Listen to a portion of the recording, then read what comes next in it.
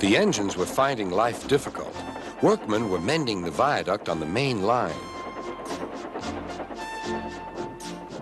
The arches needed strengthening. Sir Topham Hatt did not want to close the railway while the work was done, and so repairs took a long time.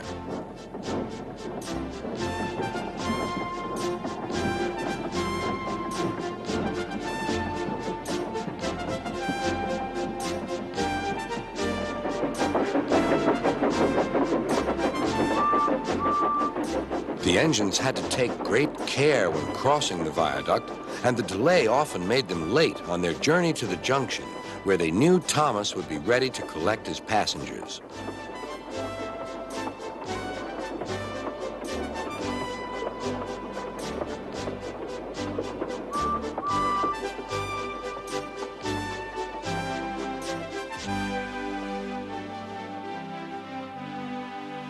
Thomas grew crosser and crosser. "Time's time," he grumbled. "Why should I keep my passengers waiting while Henry and James dawdle about all day on viaducts?" "Don't blame me," snorted Henry. "If we hurried across the viaduct, it might collapse, and then you'd have no passengers at all. What would you do then?" "Run my train on time, for one thing," retorted Thomas. He hurried away before Henry could answer. Bertie was impatient too. He was timed to arrive just after Thomas. His passengers found that instead of going straight from the bus to their train, they were kept waiting till Thomas arrived. Soon Bertie grew cross with Thomas. "Late again," he remarked, as Thomas panted wearily in.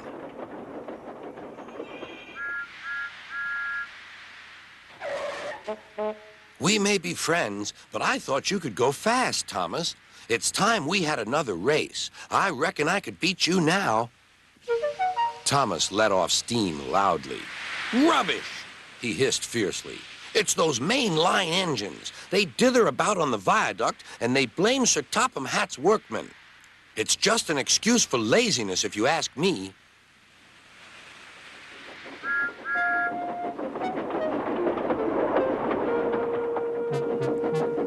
One day, James was later than ever at the junction. "I'm sorry, Thomas," he puffed. "I was held up at the station, and the viaduct made it worse." "It's lucky for you I'm a guaranteed connection," grumbled Thomas. Before James could answer, he puffed importantly away. Come along," he panted to the coaches. Annie and Clarabelle did their best, but Thomas soon found that he couldn't save much time.